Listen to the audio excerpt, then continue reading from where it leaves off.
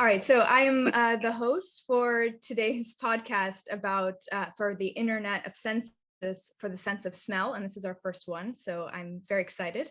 My name is Sofia Ehrich, and I am an art historian and academic researcher and the curator of multisensory experiences. And right now, my main work is with the European-funded project Odeuropa, which advocates for smells and smelling as an important part of Europe's cultural heritage. And I'm very excited to have our first guest, which is Aaron Wisniewski, who is a pioneer in the smell and taste industry with multiple successful company and product launches. And he is co-founder and CEO of OVR Technology, where he works to digitize our sense of smell for metaverse applications, health and wellness, education, social connection, and entertainment. And he believes scent is important for our digital culture, and he strives to continue creating technology, products, and experiences that enrich us through the power of smell. So welcome, Aaron, and thank you again for agreeing to do this podcast today. Thank you for having me, Sophia. It's a pleasure to be here and talk with you. So something that I really liked and admired about your work with OVR Technology is that it exemplifies how multidisciplinary the smell industry is, and how smell can work around and cover many topics such as arts and media, business and branding, and neuroscience, and technology, obviously. So can you start by telling our audience about what OVR Technologies is and why you founded it? Yeah, absolutely. So really the kind of genesis of OVR Technology really has to do with this transitional moment we find ourselves in, right? You know, kind of as we collectively transition into this new era, the era of the metaverse. And you know, some people may bristle at that word, but whatever you want to call it, we are kind of transitioning into a more immersive technology era. And rather than just kind of getting information from these technologies, this is really experience based. So what makes the metaverse and AR and VR and these new digital environments so exciting is that they're really experience based, right? They're really being driven by immersion and emotional engagement. And because our sense of smell is so inextricably linked to emotion and cognition and behavior, and it has such an incredible effect over immersion and how we feel, it really felt like smell was missing from these digital interactions. So we formed OVR, my team and I, we formed OVR Technology to digitize our sense of smell in order to make all of these digital experiences more immersive, more emotionally engaging, more meaningful, and more effective.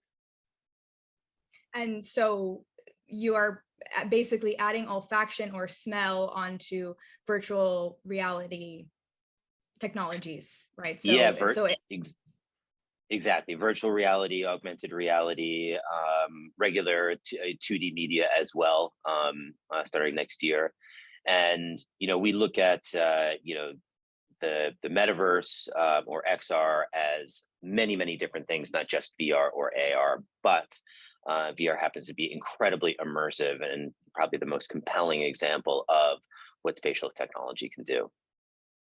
Yeah, and it's a bit more of a new medium, I would say. So it was tried in the past to add smell to cinema. So I'm thinking about the famous example of Scent of Mystery from 1960s, which was specifically created for smell-o-vision.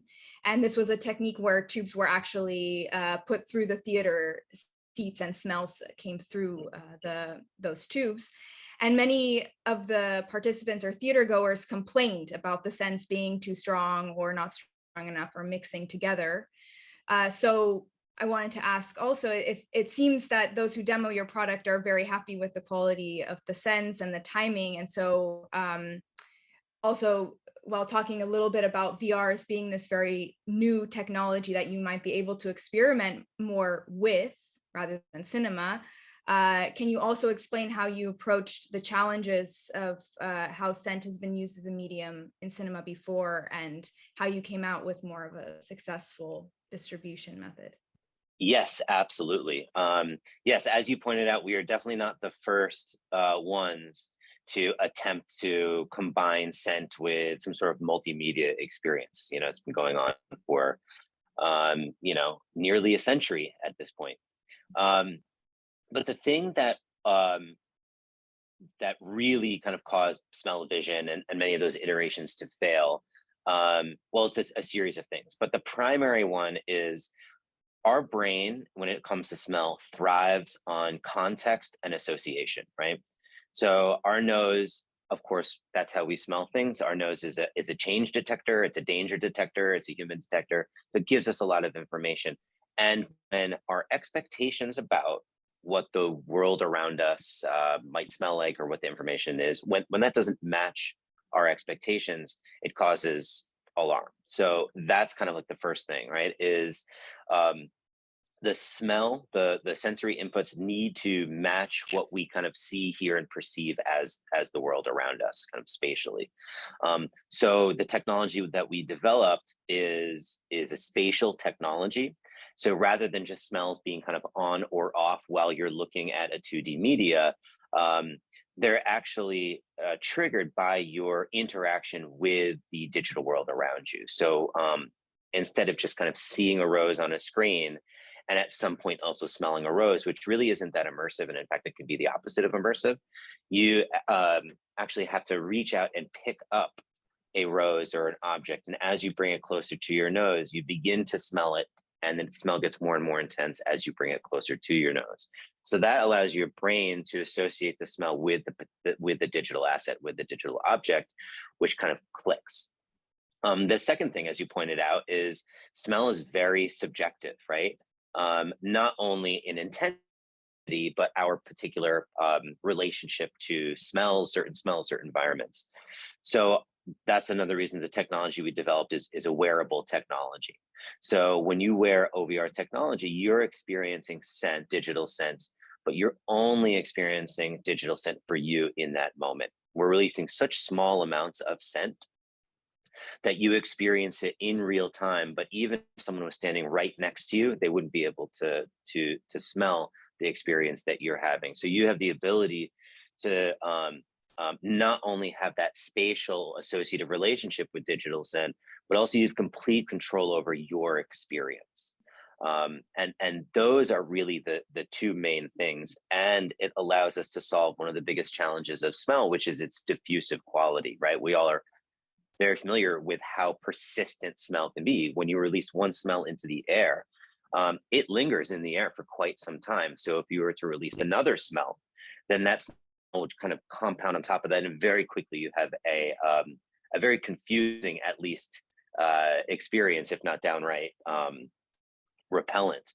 And so what we did is, by releasing very small amounts of smell in very controlled and precise bursts, and creating a geometry that utilizes your breath to clear those smells out, we can turn smell on, so to speak, and turn smell off in just a couple 100 milliseconds.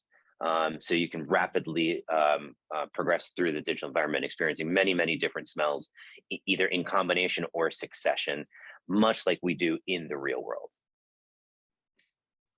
It's really amazing. It's it's really amazing to hear that the possibilities of the quick changing of the smells, and it's something incredible for me to hear. And I thought I think it's really interesting how you talk about it, how you started, which was that smell, it's not just the smell, but it's also the multisensory aspect. So you don't just have the smells, but you have to align the visual and maybe even sounds. And it's a whole experience, and that the whole experience really impacts how we perceive the smell. So Yeah, that's really that's interesting as well. extremely important point, is that the context really influences how we experience the smell, especially, well, I mean, but especially if it's a new smell or a new experience, right? There are like many instances where both the smell itself is so new and foreign to us, And the context is that we actually have struggle perceiving it or categorizing the smell. So you're absolutely right that Mhm. that's an important part of it. Yeah, this is something that I always talk about with my coworkers because we're doing a lot of smelling together, and we sometimes we want to tell each other what the smell is before we hand it to each other, and sometimes we keep it a secret just so that we don't impact each other's experience. So Yeah. it's so true that we can really impact each other, and the experience can be a bit manipulated in a way, just by different senses or different words that are put in our head before we even smell something. Yeah. Hmm. So yeah, so you mentioned before about the rose that it's also about grabbing an object in your in OVR technology, that you can grab the object, and as it comes closer to you, it can become more potent, the smell. So this was very important to me to hear that you could actually have a experience where you get closer to a smell and it can get the experience can change. So why do you think this function is important for your device? And you already provided another example, but maybe you have more. Yeah. So, and this really, so I'll kind of answer that question and a question that you didn't ask. Okay. But this really gets at kind of one of the things that's so exciting about digital scent and digital scent in the metaverse. I think that when a conversation about digital scent first arises, the thing that pops into a lot of people's minds is, oh, that's so cool. I can smell grandma's house, or I can smell the beach. So I think the first idea is, oh, I can replicate things from my past or my memory in the physical world. I can replicate them in the digital world. And although that may be true sometimes, it's very difficult. And I think I would argue the least interesting thing that you could do with it. The same way that over our lifetimes, every time we have an experience, we kind of equate the emotion and the memory of that experience with a scent. Now we can do that in the digital world. And so rather than replicating the physical world and saying, oh, we're going to have just a rose and a marshmallow, but it's going to be digital, we have created essentially a whole new alphabet or a whole new palette of kind of primary aromas that are digitally native, that can be combined in different combinations and permutations to create uniquely digital associations and experiences that don't necessarily have to map to our own memories and our own experiences. And because scent is so subjective, what is the smell of the forest to me might be very different than the smell of the forest to you, based on where you grew up, and we all have different nose architecture. So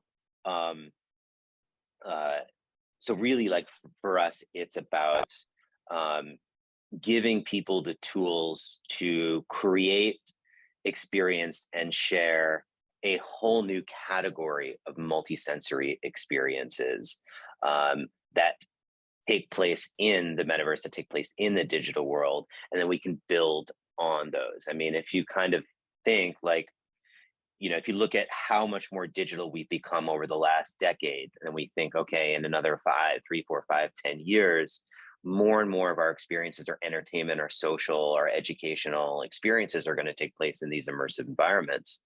And how can we make those genuine experiences, genuine memories, and genuine interactions, rather than just replications of a physical world that is familiar to us? So you're not just talking about taking like what you said, a forest. Maybe I walk through the forest myself, and then I want to replicate that experience, whether that's filming it and then capturing the smell. But you're saying actually making memories in this metaverse and making new smells for that experience. Okay. Very, Exactly. very Yeah. interesting. And have you already, so you've already done this then? You've already had these kinds of experiences? Yeah, and I think it's worth pointing out that in the very beginning of the company, our goal was to recreate familiar smells as accurately as possible.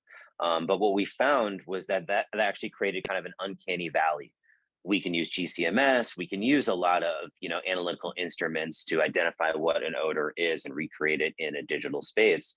But that didn't actually create the type of experience we wanted to create and what we were expecting. And what we found is that if you give someone a tool to be able to create a smell that maybe is reminiscent of or familiar in a certain way, but is brand new for that experience, it actually creates a more kind of immersive and in many ways realistic experience. So, when we think about VR, AR, or the metaverse, there's all different kind of ways you can assemble the audio and the visual, from very, very realistic to completely conceptual.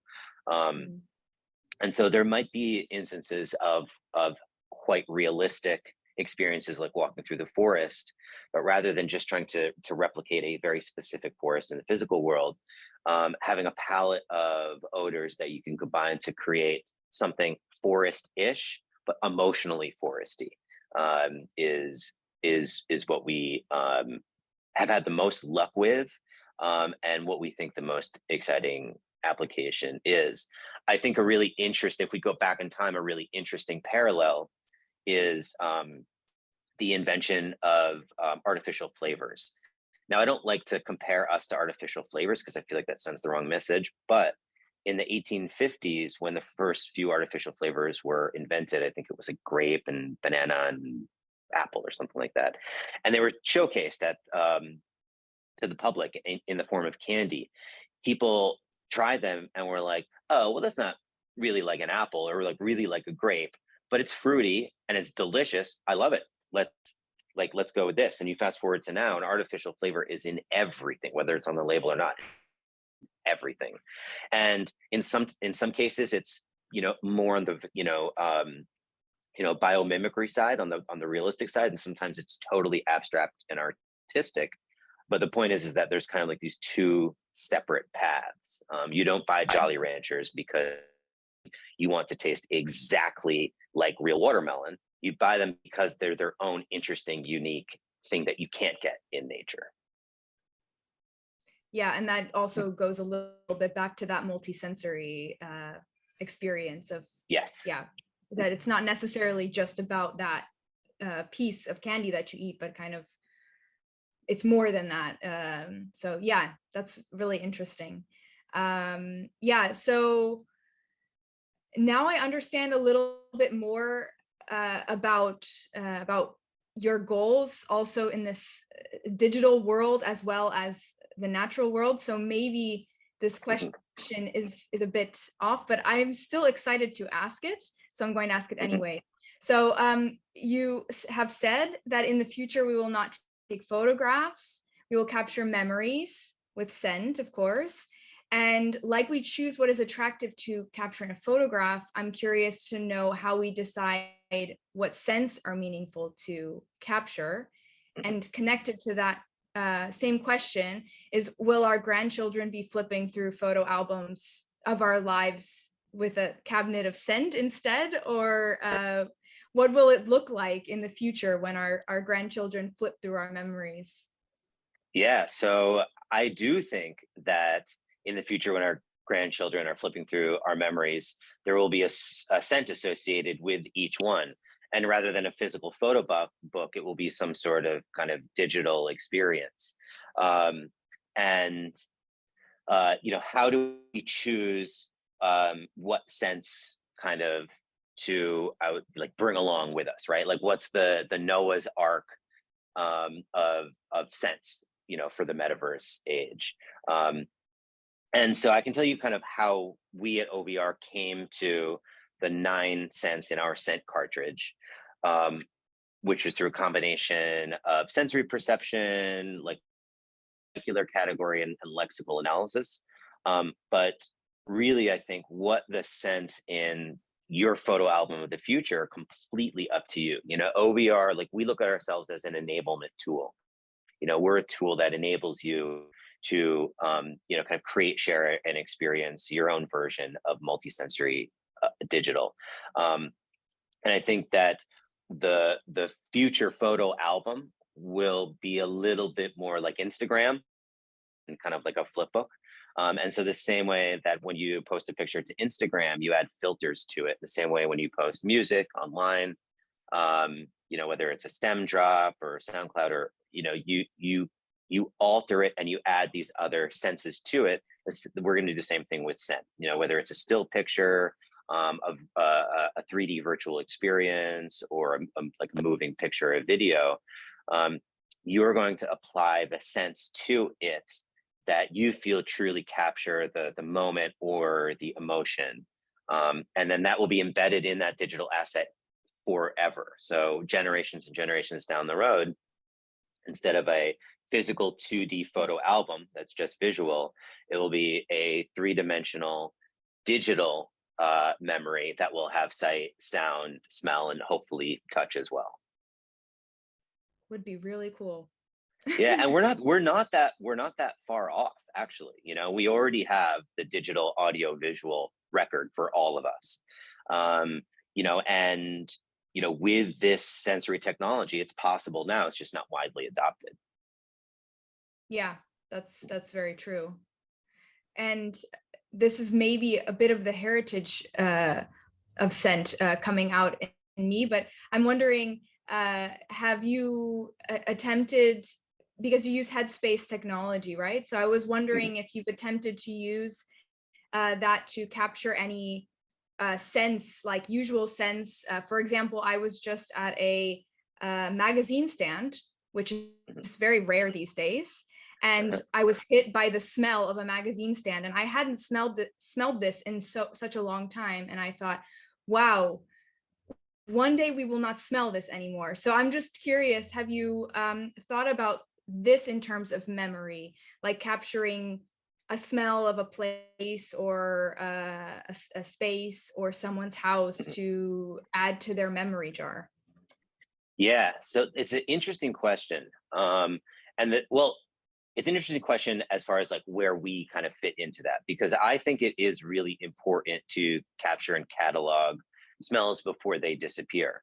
I think the work that you do, I think the work that Kara Verbeek does, I think that it's not just that like some smells are disappearing and they're getting replaced by others. Like our environments are getting like more and more sanitized of smell, period. We're almost like going towards this like collective, anosmic state. And so yes, we do some headspace analysis. We've captured certain like instances. We did Burning Man this year.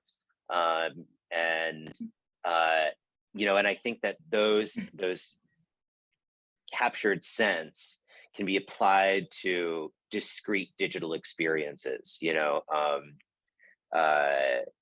almost the same way that a film might be showed at a film festival, is that you can have a heritage sense with a digital or like multimedia experience in a museum, like the work that you do, as a way to connect with our cultural or geographic history.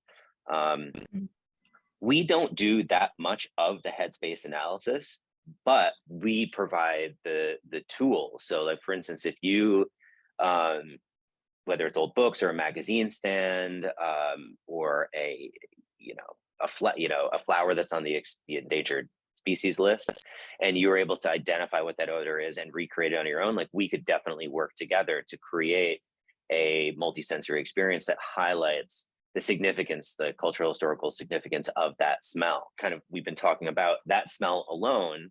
It's really hard to make a connection to why that's important, or feel why that smells important. So you add these other sensory elements, in a multisensory experience, and I think it could be really compelling.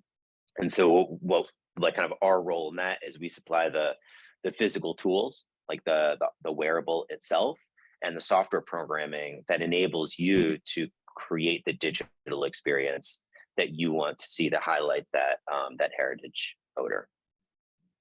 Wow. I would like to do that at some point. It sounds fun. Yeah. Yeah. I'm curious what smells have kind of captured your attention recently in the heritage category. Well, for me, maybe not going as far back as what Odeuropa is doing, because we really focus up until 1920. But because I'm very aware now of my sense of smell, and I'm constantly smelling now very actively.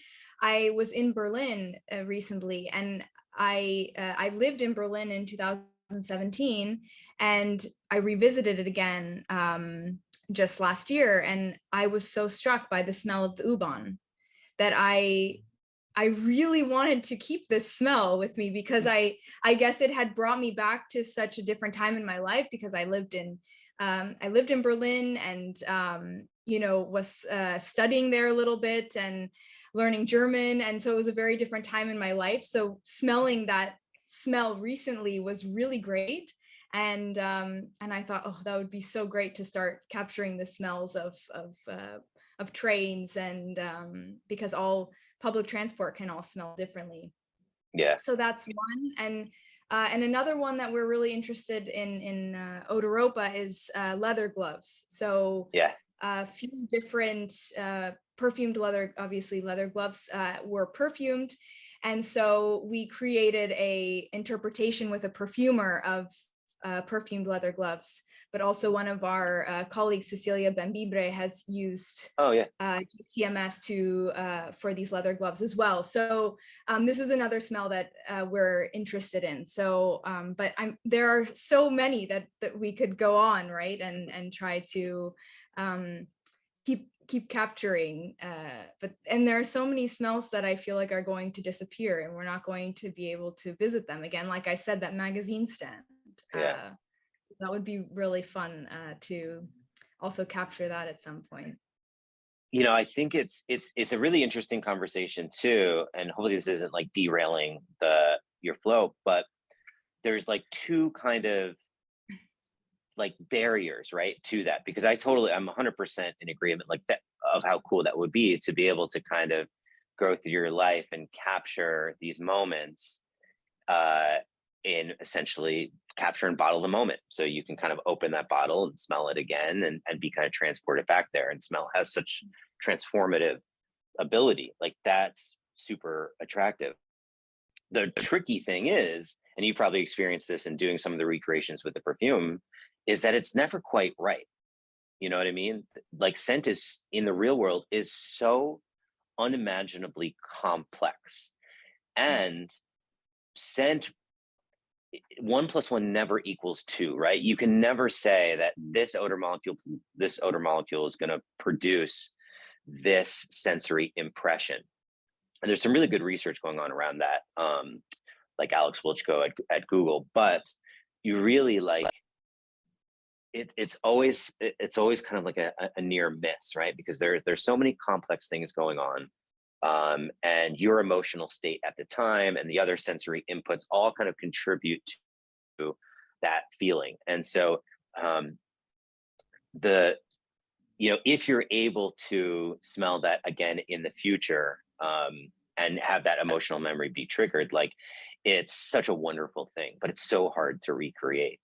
So I don't think we should stop trying, but I do think that when we think about what our future is going to look like and how technology is going to be woven into every part of it, and the metaverse being VR aside, just how there's going to be this technological overlay and that we're going to be experiencing the world, both sight, sound, and smell kind of through this technological lens, is that we actually will be able to in real time capture those scent memories. So I think there's like a little gap right now, right, where we're such physical beings, and we experience the digital world really through a phone, which is pretty removed.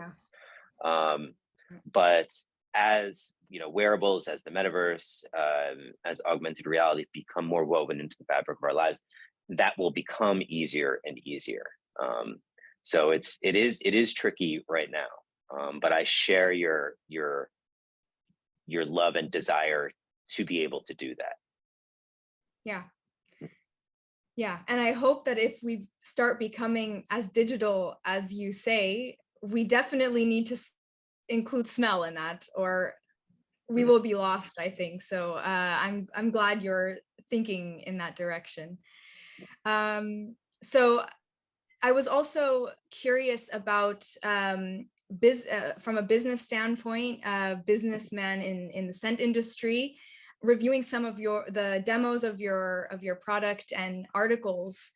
Many of them highlighted typical cliches and assumptions that surround scent and the scent industry, for example, that our sense of smell is connected to emotion and memory, and that it's the most primal sense, and that it's undervalued and misunderstood.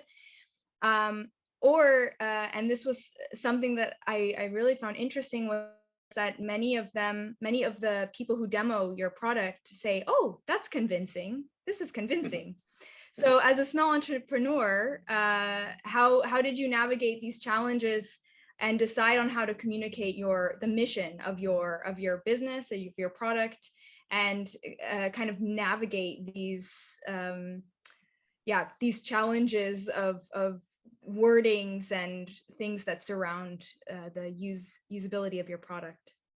I mean, it is a ongoing and probably eternal challenge. People just don't care about their sense of smell in the same way that they care about vision and audition. So it can be a challenge to kind of say the right thing or describe it in a way that gets people to understand, value, and kind of fall in love with their sense of smell in a way where they see the utility in it enough to spend money on it. But there's a few things that are kind of happening right now that help. One is, and by the way, like when someone actually tries it, when they actually experience, it just totally makes sense. So like, oh, I get it now. It's the same way that like I wasn't there, in the 20s or whatever, but the first time you see good color TV, right? You're like, oh yeah, that's like that's a lot better. Like I don't really want to do black and white TV anymore, right? And that's, so sometimes it can be hard to articulate, but once you try it, you're like, yes, this is, I'm not a spectator in this experience anymore. I am like living it. I'm here. But short of trying it, it's definitely a challenge to say, hey, digital scent is important for these reasons. And even if people kind of rationally follow the argument, they're like, I don't know how important it actually is. However, a lot of people lost their sense of smell during COVID. And for those people and for the researchers and the journalists who heard and told those stories, it became really evident how critical your sense of smell is in being a human. There is this really good article in the New York Times by Brooke Jarvis about scent and COVID and losing your sense of smell. And I'm gonna not get this quote quite right, but basically the people she talked to said, living life without scent is like living it in black and white or like trapped behind a sheet of glass. And everyone's sense of normalcy disappeared when they lost their sense of smell. And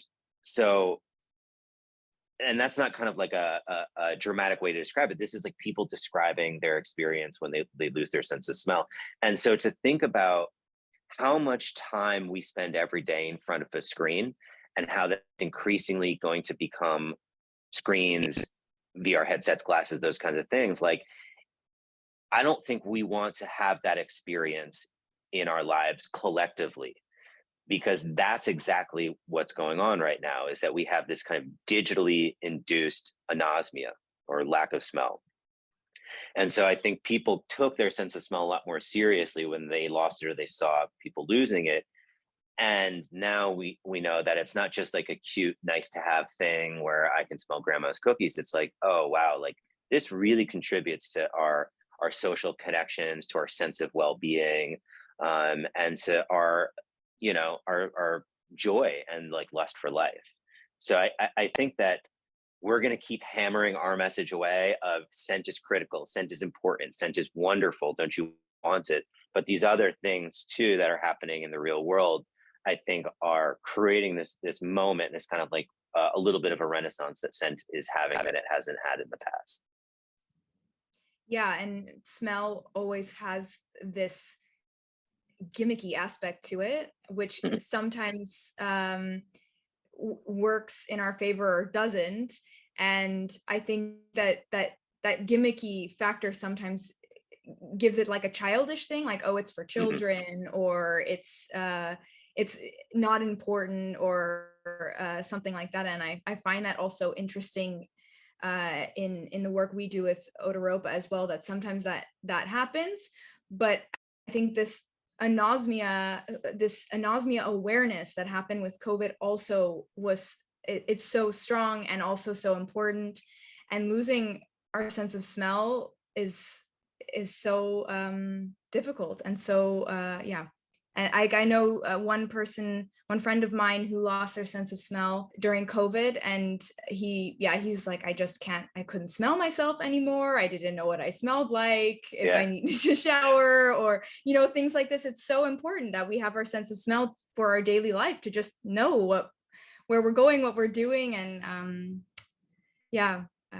but hopefully this will we will continue our work, and people will spread the word. Sometimes with smell you have to take a few steps back to get it in people's head, right? So I wanted to get to a very important part of your work, which is that you also use OVR technology for health and wellness, and for people who struggle with post-traumatic stress disorder and depression. Can you explain a little bit about your work here, and why you do it?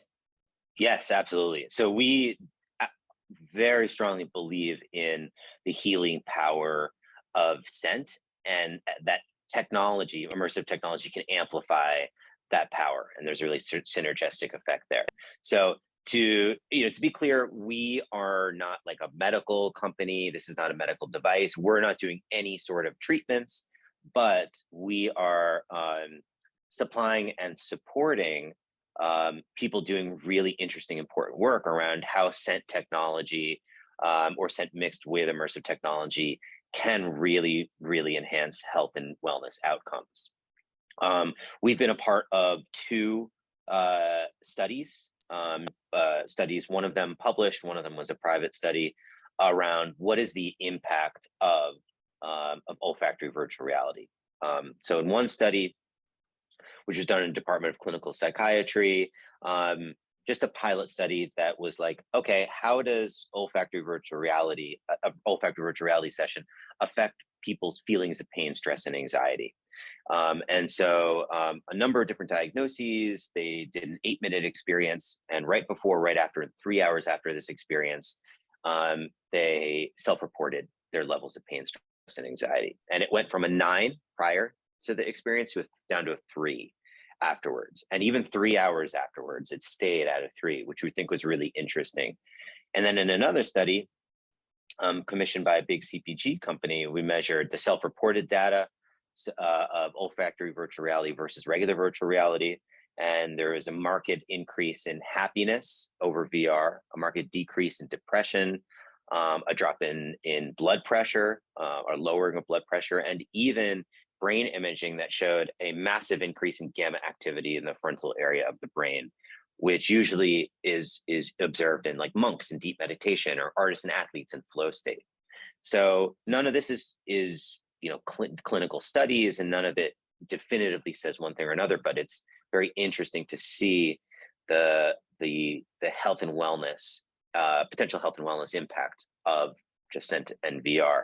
And so we're also supporting research by Dr. Skip Rizzo at USC, who's using multisensory VR in a program called BraveMind to help clinicians manage and treat PTSD in combat veterans and people who've experienced sexual trauma. And because, as you mentioned, the power of scent on memory, it not only makes the experience more immersive and more effective, but also is a tool to bring up certain memories, and that, in this safe, controlled environment, they can revisit and reprocess those memories. We released a wellness product called Inhale in collaboration with some really talented visual artists, and have been selling that to detox and rehab clinics across the country. And so being able to put on a VR headset and instantly be in these like beautiful kind of nature environments, do breath work and mindfulness meditation using scent as the focal point has been really effective as like a non-pharmacological intervention to help people who are feeling, really stressed out in the detox period, but also over time, as a way, as a kind of fun, um, effective way to help people learn these very effective tools of breathing, mindfulness meditation, exposure to nature.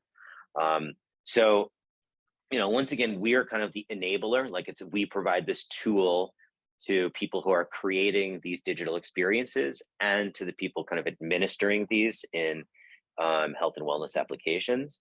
But we're blown away by the both the anecdotal evidence and the statistical analysis of how much kind of better these tools make people feel in these really difficult, uncomfortable situations.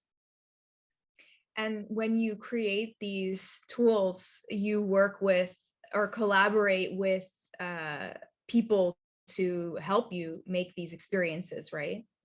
Exactly. The kind of the core, a lot of the core part of the experience is driven by, the really talented team we have at OVR, including Dr. Rachel Hers, who's our chief scientific advisor, who's one of the leading olfactory neuroscientists in the world. And so really designing this, to your point about it being a gimmick, right? It's really designed using the principles of neuroscience and scent to provoke really specific outcomes. And then also with the either the creative team and or the clinicians who might be using this in whatever setting it could be used, to really understand, and tailor the solution to provoke the best outcomes. Yeah, it's really important work, I think, and I am excited to keep hearing what you're doing because it's yeah, I think it's very important and really great that you can use smell in this way. Not only smell, but as you said, it's immersive experience of many senses, and I know that many people have PTSD through their sense of smell. Mm-hmm. So this is yeah, a great way to work through that. So our last question to wrap up. So it could be in the industry, or it could simply be in a world where we learn to value our sense of smell more. But I want to know from you, what is the future of scent? The future of scent. Well, it's a little bit of some of the stuff that we chatted about today. I think like the core of it is really the future of scent is not a reproduction of the physical world in digital. The future of scent is a new alphabet or a new RGB, or CMYK of scent that's digitally native, that permeates into all of our digital, virtual, and augmented experiences in entertainment, in healthcare, in social connection. And one of the cool things that's part of this is, instead of scent happening to us, which it mostly does now, we will actually like individually have control over scent in ways that we've never had before.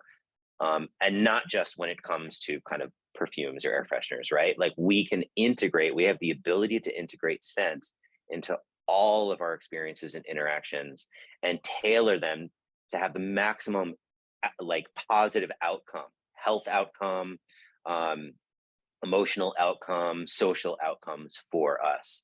And so I think that this controversial but inevitable shift to the metaverse is also how a inevitable shift to scent being a powerful tool of emotion, cognition, behavior, and connection in all of our lives every single day.